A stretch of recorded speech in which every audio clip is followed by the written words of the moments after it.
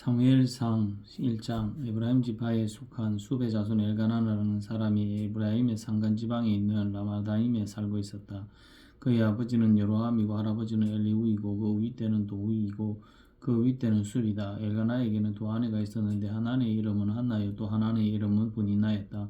분인나에게는 자녀들이 있었지만 한나에게는 자녀가 하나도 없었다. 엘가나는 매년 한 번씩 자기가 사는 성읍에서 실로로 올라가서 만군의 주님께 경배하며 제사를 드렸다. 그곳에는 엘리의 두 아들인 홈니와 비느하스가 주님의 제사장으로 있었다. 엘가나는 제사를 드리고 나서는 늘 아내분이 나와 그가 낳은 모든 아들들에게 제물을 각각 한 몫씩 나누어 주곤 하였다.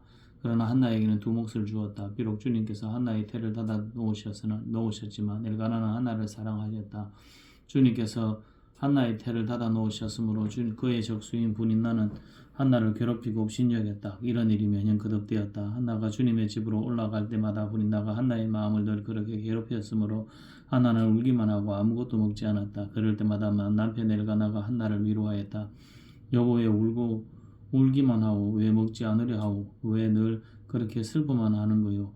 당신이 10아들을 두었다고 해도 내가 당신에게 하는 만큼 하겠소. 한 번은 엘가나가 일행이 실로에 있는 주님의 집에서 음식을 먹고 마신 뒤에 한나가 일어나서 자리를 떴다. 그때 제사장 엘리는 주님의 성전 문설주 곁에 있는 의자에 앉아 있었다. 한나는 괴로운 마음으로 주님께 나아가 흐느껴 울면서 기도하였다. 한나는 서원하며 아뢰었다. 만군의 주님께서 주님의 종의 이 비천한 모습을 참으로 불쌍히 여기시고 저를 기억하셔서 주님의 종을 잊지 않으시고 이 종에게 아들을 하나 허락하여 주시면 저는 그 아이의 한평생을 주님께 바치고 삭도를 그의 머리에 대지 않도록 하겠습니다.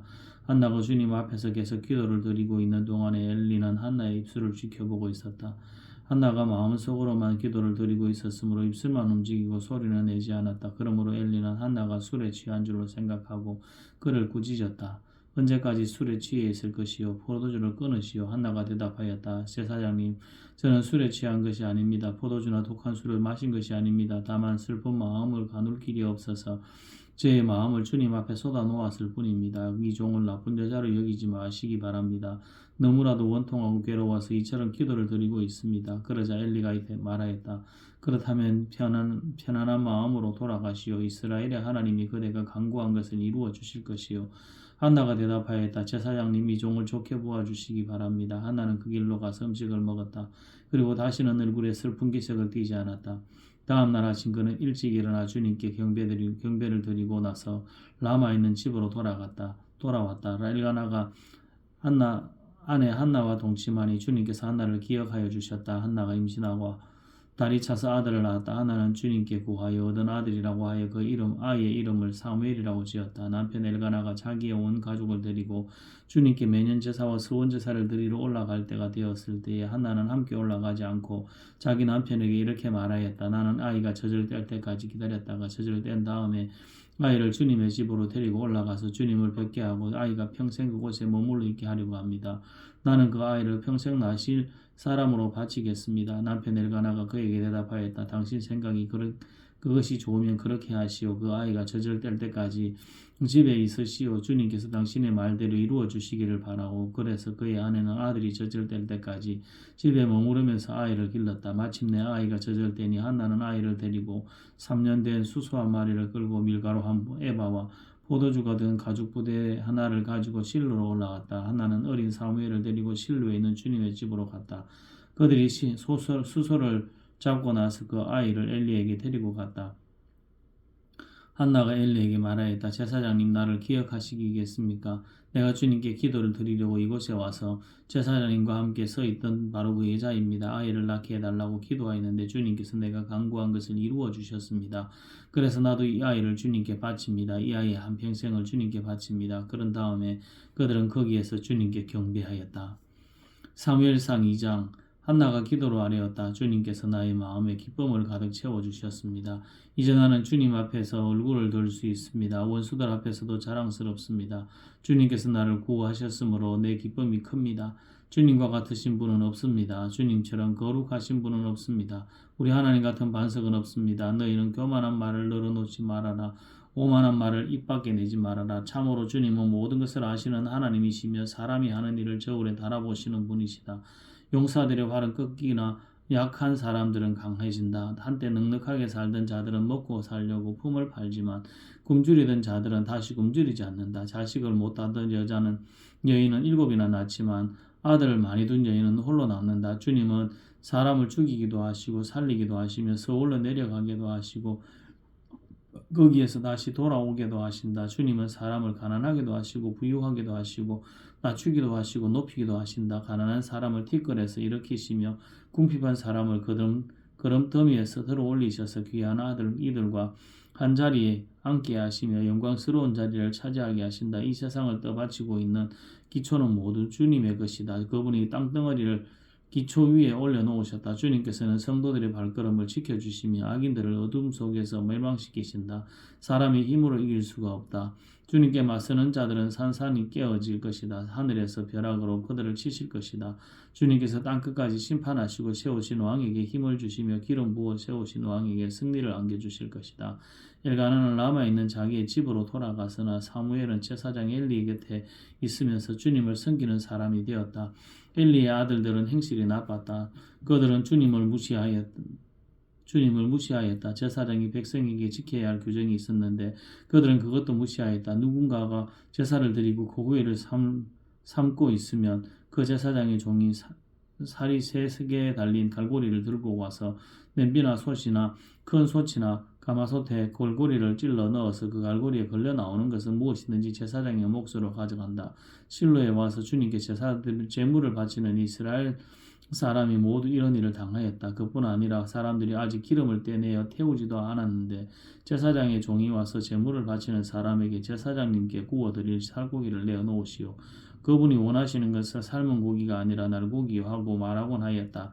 제물을 바치는 사람이 그 종에게 먼저 기름을 태우도록 되어 있으니 그렇게 하고 난 다음에 원하는 것을 가져가시오 하고 말하면 그는 아니요 당장 내놓으시오. 그렇지 않으면 강제로라도 가져가겠소 하고 대답하였다. 엘리의 아들들은 주님께서 보시는 앞에서 이렇듯 심하게 큰 죄를 저질렀다. 그들은 주님께 바치는 제물을 이처럼 함부로 대하였다. 한편 어린 사무엘은 못이 매옷을 입고 주님을 섬겼다. 사무엘의 어머니는 해마다 남편과 함께 매년 제사를 드리러 성소로 올라가곤 하였다. 그때마다 그는 아들에게 작은 겉옷을 만들어 가져다 주었다. 그리고 엘리는 엘가나와 그의 아내에게 주님께 간구하여 얻은 아들을 다시 주님께 바쳤으니 주님께서 두 분 사이에 이 아이 대신에 다른 자녀를 많이 주시기를 바랍니다 하고 복을 빌어 주었다. 그들은 이렇게 축복을 받고서 고향으로 돌아가곤 하였다. 주님께서 한나를 돌보아 주셔서 한나는 임신하여 아들 셋과 딸 둘을 더 낳았다. 어린 사무엘은 주님 앞에서 잘 살았다. 엘리는 매우 늙었다. 그는 자기 아들들이 모든 이스라엘 사람에게 저지른 온갖 잘못을 상세히 들었고 회막거기에서 일하는 여인들과 동침까지 한다는 소문을 들었다. 그래서 그는 그들을 다 일렀다. 너희가 어찌하여 이런 짓을 하느냐? 너희가 저지른 악행을 내가 이 백성 모두에게서 듣고 있다. 이놈들아 당장 거쳐라. 주님의 백성이 이런 추문을 옮기는 것을 내가 듣게 되다니 두려운 일이다. 사람끼리 죄를 지으면 하나님이 중재하여 주시겠지만 사람이 주님께 죄를 지으면 누가 변호하여 주겠느냐. 아버지가 이렇게 꾸짖어도 그들은 아버지의 말을 듣지 않았다. 주님께서 이미 그들을 죽이려고 하셨기 때문이다. 한편 어린 사무엘은 커갈수록 주님과 사람들에게 더욱 사랑을 받았다. 하나님의 사람이 엘리를 찾아와서 말하였다. 나 주가 말한다. 내 조상의 집이 이집트에서 바로의 집에 송구하였을 때에 내가 그들에게 나를 분명하게 나타내 주지 않았느냐. 그때에 내가 이스라엘의 모든 지파 가운데서 내 조상 아론을 선택해서 나의 제사장으로 삼아 나의 제단에 올라와 분향하게 하여 에봇을 입고 내 앞으로 나와 내 뜻을 듣도록 하지 않았느냐. 또 나는 이스라엘 자손이 드리는 불살라 바치는 제물을 모두 너희의 몫으로 차지할 권리를 내 조상의 집안에 주지 않았느냐. 그런데 너희는 어찌하여 나의 처소에서 나에게 바치라고 명한 나의 제물과 예물을 멸시하느냐. 어찌하여 너는 나보다 내 자식들을 더 소중하게 여기어 나의 백성 이스라엘이 나에게 바친 모든 제물 가운데서 가장 좋은 것들만 골라다가 스스로 살찌도록 하느냐. 그러므로 나 주 이스라엘의 하나님이 말한다. 지난날 나는 너의 집과 너의 조상의 집이 제사장 가문을 이루어 언제까지나 나를 섬길 것이라고 분명히 약속하였지만 이제 더 이상 그렇게 하지 않겠다. 이제는 내가 나를 존중하는 사람들만 존중하고 나를 경멸하는 자들은 수치를 당하게 할 것이다. 나 주의 말이다. 내가 내 자손들과 내 족속의 자손의 때를 끊어서 너희 집안에 오래 살아 나이를 많이 먹는 노인이 없게 할 날이 올 것이다. 너는 고통을 받으면서 내가 이스라엘의 모든 백성에게 베푸는 복을 시샘하며 바라볼 것이다. 내 가문에서는 어느 누구도 오래 살지 못할 것이다. 그러나 나는 내 자손 가운데서 하나만은 끊어버리지 않고 살려둘 터이니 그가 제사장이 되어 나를 섬길 것이다. 그러나 그는 맹인이 되고 희망을 다 잃고 그 자손들은 모두 젊은 나이에 변사를 당할 것이다. 내 두 아들 홈니와 비느하스도 한날에 죽을 것이며 이것은 내가 말한 모든 것이 반드시 이루어지는다는 표징이 될 것이다. 나는 나의 마음과 나의 생각을 따라서 행동하는 충실한 제사장을 세우겠다. 내가 그에게 자손을 주고 그들이 언제나 내가 기름 부어 세운 왕 앞에서 제사장 일을 보게 하겠다. 그때 너희 집에서 살아남은 자들은 돈 몇 푼과 빵 한 덩어리를 얻어먹으려고 그에게 엎드려서 제사장 자리나 하나 맡겨주셔서 밥이나 굶지 않고 살게 하여 주십시오 하고 간청할 것이다. 사무엘상 3장. 어린 사무엘이 엘리 곁에서 주님을 섬기고 있을 때이다. 그때에는 주님께서 말씀을 해주시는 일이 드물었고 환상도 자주 나타나지 않았다. 어느 날 밤 엘리가 잠자리에 누워 있을 때였다. 그는 이미 눈이 어두워져서 잘 볼 수가 없었다. 사무엘은 하나님의 궤가 있는 주님의 성전에서 잠자리에 누워 있었다. 이른 새벽 하나님의 등불이 아직 환하게 밝혀져 있을 때에 주님께서 사무엘아 사무엘아 하고 부르셨다. 그는 제가 여기 있습니다 하고 대답하고서 곧 엘리에게 달려가서 부르셨습니까? 제가 여기 왔습니다 하고 말하였다. 그러나 엘리는 나는 너를 부르지 않았다. 돌아가서 누워라 하고 말하였다. 사무엘이 다시 가서 누웠다. 주님께서 다시 사무엘아 하고 부르셨다. 사무엘이 일어나 엘리에게 가서 부르셨습니까? 제가 여기 왔습니다 하고 말하였다. 그러나 엘리는 얘기야 나는 너를 부르지 않았다. 도로 가서 누워라 하고 말하였다. 이때까지 사무엘은 주님을 알지 못하였고 주님의 말씀이 그에게 나타난 적도 없었다. 주님께서 사무엘을 세 번째 부르셨다. 사무엘이 일어나 엘리에게 가서 부르셨습니까? 제가 여기 왔습니다 하고 말하였다. 그제야 엘리는 주님께서 그 소녀를 부르신다는 것을 깨닫고 사무엘에게 일러주었다. 가서 누워있거라. 그가 누가 나를 부르거든 주님 말씀하십시오. 주님의 종이 듣고 있습니다 하고 대답하여라.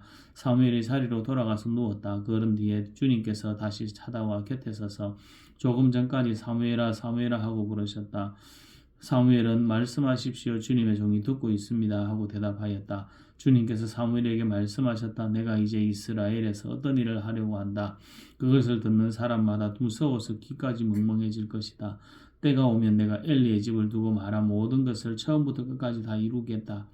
엘리는 자기의 아들들이 스스로 저주받을 일을 하는 줄 알면서도 자식들을 책망하지 않았다. 그 죄를 그는 이미 알고 있다. 그래서 나는 그의 집을 심판하여 영영 없애버리겠다고 그에게 알려주었다. 그러므로 나는 엘리의 집을 두고 맹세한다. 엘리의 집 죄악은 재물이나 예물로도 영영 씻지 못할 것이다. 사무엘은 아침이 밝을 때까지 누워있다가 주님의 집 문들을 열었다. 그러나 사무엘은 자기가 환상으로 보고 들은 것을 엘리에게 알리기를 두려워하였다. 엘리가 사무엘을 불렀다. 그는 내 아들 사무엘아 하고 불렀다. 예, 제가 여기 있습니다 하고 사무엘이 대답하였다. 엘리가 물었다. 주님께서 너에게 무슨 말씀을 하시더냐? 나에게 아무것도 숨기지 말아라. 주님께서 너에게 하신 말씀 가운데 한마디도 나에게 숨기면 하나님이 너에게 심한 벌을 내리고 또 내리실 것이다. 사무엘은 그에게 하나도 숨기지 않고 모든 것을 말하였다. 엘리가 말하였다. 그분은 주님이시다. 그분께서는 뜻하신 대로 이루실 것이다. 뜻하신 대로 하실 것이다. 사무엘이 자랄 때 주님께서 그와 함께 계셔서 사무엘이 한 말이 하나도 따끔하지 않고 다 이루어지게 하셨다. 그리하여 단에서 부엘세바까지 온 이스라엘은 사무엘이 주님께서 세우신 예언자임을 알게 되었다. 주님께서는 실로에서 계속하여서 자신을 나타내셨다. 거기에서 주님께서는 사무엘에게 나타나셔서 말씀하셨다. 사무엘상 4장. 사무엘이 말을 하면 온 이스라엘이 귀를 기울여 들었다. 그 무렵에 블레셋 사람이 이스라엘을 치려고 모여들었다. 이스라엘 사람은 블레셋 사람과 싸우려고 나가서 에베네셀의 진을 쳤고 블레셋 사람들은 아벡의 진을 쳤다. 블레셋 사람이 전열을 갖추고 이스라엘 사람을 치자 치열한 싸움이 벌어졌다. 이스라엘은 이 싸움에서 블레셋에게 졌고 그 벌판에서 죽은 이스라엘 사람은 4,000명쯤 되었다. 이스라엘의 패전병들이 진으로 돌아왔을 때 장로들이 말하였다. 주님께서 오늘 우리가 블레셋 사람에게 지도록 하신 까닭이 무엇이겠습니까? 실로에 가서 주님의 언약궤를 우리에게로 모셔다가 우리 한가운데에 있게 하여 우리를 원수의 손에서 구하여 주시도록 하자. 그래서 이스라엘 백성이 실로로 사람들을 보냈다. 그들이 거기 그룹들 사이에 앉아 계시는 만군의 주님의 언약궤를 메고 왔다. 하나님의 언약궤를 가져올 때 엘리의 두 아들 홈리와 비느하스도 함께 왔다. 주님의 언약궤가 진으로 들어올 때에 모든 이스라엘 백성이 땅이 진동할 정도로 크게 환호성을 질렀다. 블레셋 사람이 그 환호하는 소리를 듣고 저 히브리 사람이 진에서 저렇게 환호하는 소리가 들리는 까닭이 무엇이냐 하고 묻다가 주님의 궤가 진 안에 갔기 때문이라는 것을 알았다. 블레셋 사람이 두려워하면서 말하였다. 이스라엘 진에 그들의 신이 들어갔다. 그래서 그들은 외쳤다. 이제 우리에게 화가 미쳤다. 일찍이 이런 일이 없었다. 우리에게 화가 미쳤는데 누가 저 강력한 신의 손에서 우리를 건질 수가 있겠느냐. 그 신들은 광야에서 온갖 재앙으로 이집트 사람을 쳐서 죽게 한 신들이다. 블레셋 사람들아 대장부답게 힘을 내어라. 그렇지 않으면 히브리 사람이 우리의 종이 되었던 것처럼 우리가 그들의 종이 될 것이다. 너희는 대장부답게 나가서 싸워라. 그런 다음에 블레셋 사람이 전투에 임하니 이스라엘이 져서 자기 장막으로 달아났다. 이스라엘은 이때 아주 크게 져서 보병 3만 명이 죽었다. 하나님의 궤를 빼앗겼고 엘리의 두 아들 홈리와 비느하스도 이때 전사하였다. 어떤 베냐민 사람이 싸움터에서 빠져나와 그날로 실로에 이르렀는데 슬픈 나머지 옷을 찢고 머리에도 티끌을 뒤집어 쓰고 있었다. 그 사람이 왔을 때 엘리는 길가 의자에 앉아서 길을 내다보면서 마음속으로 하나님의 궤를 걱정하고 있었다. 그 사람이 성읍에 이르러서 소식을 전하니 온 성읍이 두려워하며 슬피 울부짖었다. 엘리가 그 울부짖는 소리를 듣고 물었다. 저 소리가 무슨 소리냐? 그 사람이 급히 달려와서 엘리에게 소식을 전하였다. 그 무렵 엘리는 98살 된 노인으로서 눈이 어두워져 앞을 거의 볼 수 없었다. 사람이 엘리에게 말하였다. 저는 전쟁터에서 도망쳐 나온 사람입니다. 전쟁터에서 오늘 도망쳐 오는 길입니다. 엘리가 물었다. 젊은이 무슨 일이 일어났소? 소식을 전하는 그 사람이 대답하였다. 이스라엘 백성은 블레셋 사람 앞에서 도망쳤고 백성 가운데는 죽은 사람이 매우 많습니다. 제사장님의 두 아들 홈리와 비느하스도 전사하였고 하나님의 궤는 빼앗겼습니다. 그가 하나님의 궤에 대한 이 소식을 전할 때에 엘리는 앉아있던 의자에서 뒤로 넘어져 문 곁으로 쓰러져서 목이 부러져 죽었다. 늙은 데다가 몸이 무거웠기 때문이다. 그는 40해 동안 이스라엘에 사사로 있었다. 그때 엘리의 며느리인 비느하스의 아내는 임신 중이었으며 출산할 때가 가까웠는데 하나님의 궤를 빼앗겼고 자기의 시아버지와 남편도 죽었다는 소식을 듣고 갑자기 진통이 일어나고 우리고 앉은 채 몸을 풀었다. 그러다가 그는 거의 죽게 되었다. 그때 곁에 서 있던 여인들이 아이를 낳았으니 걱정하지 말아요 하고 말해 주었다. 그러나 산모는 대답도 없고 관심도 보이지 않았다. 그 아이의 이름을 이가봇이라고 지어주며 이스라엘에서 영광이 떠났다 하는 말만을 남겼다. 하나님의 궤를 빼앗긴 데다가 시아버지도 죽고 남편도 죽었기 때문이다. 거기에다가 하나님의 궤까지 빼앗겼기 때문에 이스라엘에서 영광이 떠났다고 말했던 것이다. 사무엘상 5장 블레셋 사람들은 하나님의 궤를 빼앗아서 에베네셀에서 아스돗으로 가져갔다. 블레셋 사람들은 하나님의 궤를 다곤 신전으로 가지고 들어가서 다곤 신상 곁에 세워놓았다. 그 다음 날 아스돗 사람들이 아침에 일찍 일어나서 보니 다곤이 주님의 궤 앞에 엎어져 땅바닥에 얼굴을 받고 있었다. 그들은 다곤을 들어서 세운 다음에 제자리에 다시 가들여다 놓았다. 그 다음 날도 그들이 아침에 일찍 일어나서 가보니 다곤이 또 주님의 궤 앞에 엎어져서 땅바닥에 얼굴을 받고 있었다. 다곤의 머리와 두 팔목이 부러져서 문지방 위에 나뒹굴었고 다곤은 몸통만 남아있었다. 그래서 오늘까지도 다곤의 제사장들은 다곤 신전에 예배하는 사람들은 아스돗에 있는 다곤 신전에 들어갈 때에 문지방 위를 밟지 않고 넘어서 들어간다. 주님께서 아스돗 사람들을 무섭게 내리치셨다. 주님께서 그들에게 악성 종양 재앙을 내리셔서 아스돗과 그 지역 사람들을 망하게 하셨다. 아스돗 사람들이 이것을 보고 이스라엘의 신이 우리와 우리의 신 다곤을 무섭게 내리치니 그 신의 궤를 우리가 있는 곳에 두어서는 안 되겠다 하고 말하면서 사람을 보내어 블레셋 통치자들을 모두 불러 모아놓고 이스라엘의 신의 궤를 어떻게 해야 좋을지 물었다. 블레셋 통치자들이 이스라엘 신의 궤를 가드로 옮기자고 하였으므로 아수도 사람들은 이스라엘 신의 궤를 가드로 옮겼다. 아수도 사람들이 그 궤를 가드로 옮긴 뒤에 주님께서 또 그 성읍을 내리쳐서 사람들이 큰 혼란에 빠졌다. 주님께서 그 성읍의 사람들을 어린아이나 노인이나 할 것 없이 모두 쳐서 악성 종양이 생기게 하셨다. 그러자 그들이 하나님의 궤를 에그론으로 보냈다. 그러나 하나님의 궤가 에그론에 이르렀을 때 에그론 주민들은 아수도 사람들이 이스라엘 신의 궤를 우리에게로 가져와서 우리와 우리 백성을 죽이려고 한다 하면서 울부짖었다. 그래서 그들은 또 사람들을 보내 블레셋 통치자들을 모두 불러 모아놓고 이스라엘 신의 궤를 돌려보내어 그 있던 자리로 돌아가게 하고 우리와 우리 백성이 죽지 않게 해주시오 하고 요청하였다.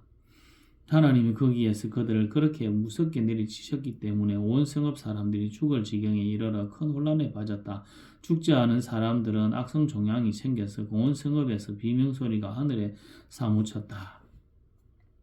사무엘상 6장 주님의 궤가 블레셋 사람의 지역에 머무른 지 7달이 되었을 때의 일이다.